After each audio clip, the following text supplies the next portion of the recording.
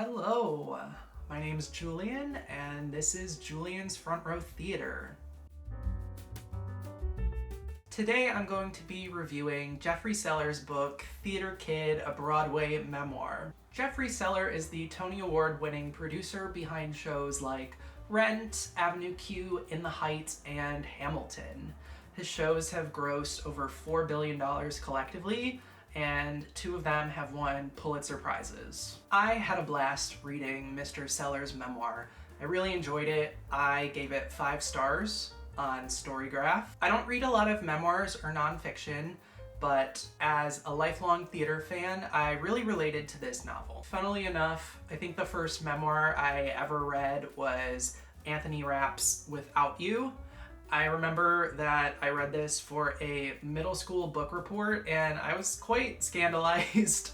This book probably wasn't appropriate for me at the time. It dealt with some pretty heavy topics and was kind of titillating in some ways. But then again, my parents let me try reading Wicked, the novel, when I was a 3rd grader. I didn't end up finishing it then. Mr. Seller's memoir reminds me a lot of Anthony Rapp's memoir. It was also kind of scandalizing. I wasn't expecting some steamy scenes in this memoir. Who do I recommend this book for? I would say if you have been a lifelong theater fan and you're interested in the story of how shows like RENT, Avenue Q, In the Heights, and Hamilton came to be, you'll find some gold in here. This book is great for anyone who has an interest in the behind-the-scenes aspects and the business side of Broadway theater. I will say it does take quite a long time to get to the point in Mr. Seller's career where he's working and living in New York City. That being said, I did enjoy the story of his growing up. There was a lot to like there. There is a lot of family drama early on in Mr. Seller's life story. He was adopted and his home life was not the easiest. He tells in his book about how when he was quite young, his father was in a motorcycle accident that left him with some memory issues and some mood instability, difficulty holding down a job and providing for his family. A lot of stress was put on his mother to provide for the family. He recounts how a lot of the time his parents would argue and threaten to divorce each other. If you've ever felt like an outsider, I think you will relate to this book because Mr. Seller is gay and he discusses his, journey coming to terms with that and eventually coming out to his parents and his college roommate who ends up being his first boyfriend. A lot of this was personally relatable to me. Seller writes about how, some of his happiest memories growing up were when he was participating in theater, firstly doing, plays at his synagogue. I relate to that as well. The first theater experience I ever had was performing in The Wizard of Oz as a munchkin at a synagogue theater camp. His writing style is very direct. The sentences are clear and easy to understand. He doesn't try to make his language very flowery. It's effective and very emotional at times. I did find myself tearing up on numerous occasions. A lot of this book really resonated with me.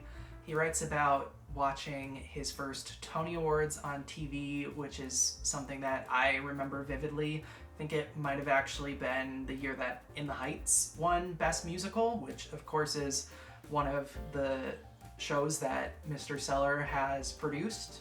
He also writes about seeing his first show at the big touring house in Detroit, and my first experience with musicals was at the touring theater in my hometown, seeing The Lion King and then later shows like Wicked. I've actually been a subscriber with my mom to the touring house in my hometown for over 15 years at this point. And just like Mr. Seller, ever since childhood and being exposed to theater through television and touring, I had dreams of escaping kind of my humdrum hometown, and ever since 5th grade, I remember doing a school project where we had to write about our, dreams for our career, and I said I wanted to work on Broadway.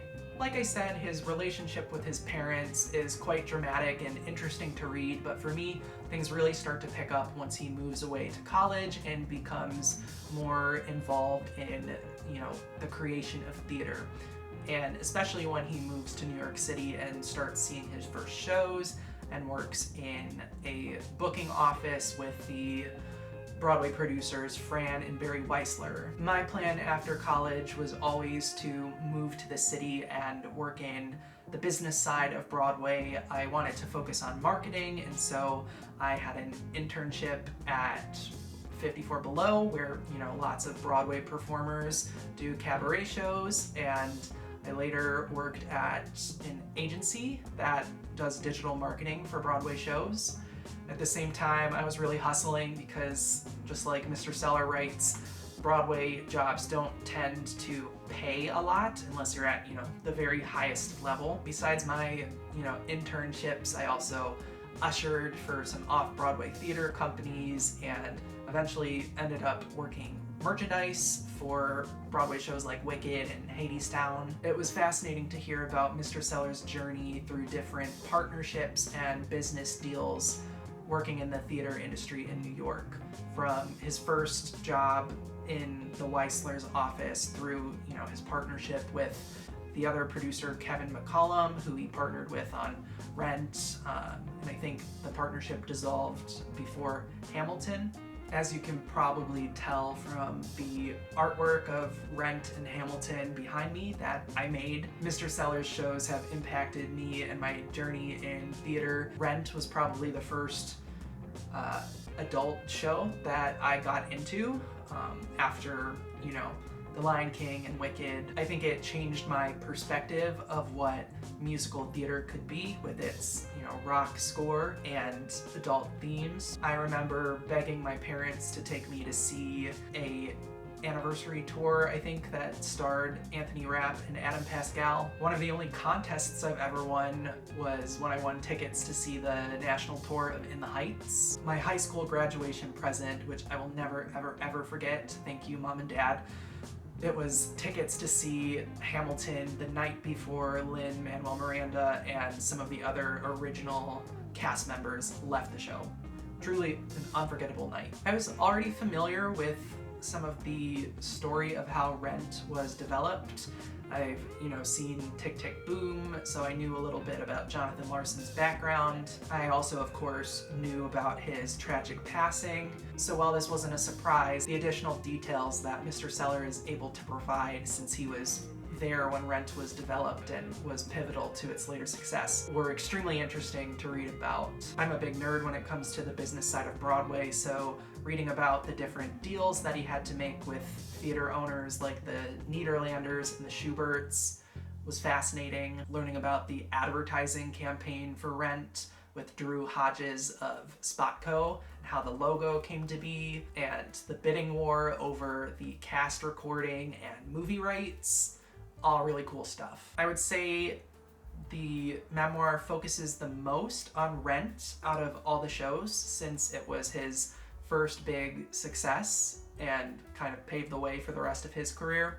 But there are good anecdotes from the development of Avenue Q, In the Heights, and Hamilton. I actually sobbed like full-on waterworks when he wrote about the Tony Awards when Rent won Best Musical. Just the emotion behind his writing, with Jonathan Larson not being able to be there to see his success and accept his awards, was really, really moving. When Mr. Seller writes about his first time attending the Tony Awards, it got me quite emotional because it reminded me of when I had student tickets to see the 2019 Tony Awards. I think, the year Hadestown won Best Musical.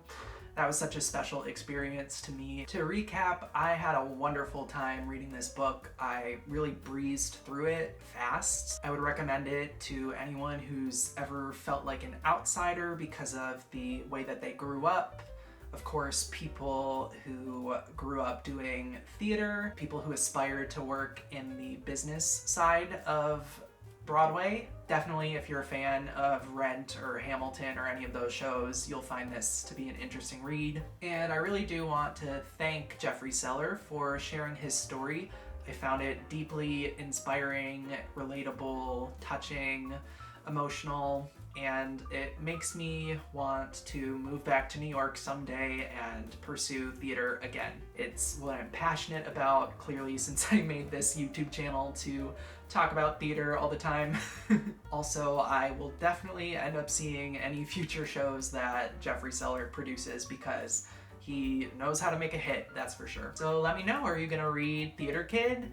Do you have any recommendations for other Broadway memoirs that I should check out? Please comment, subscribe to see more, and thank you for watching.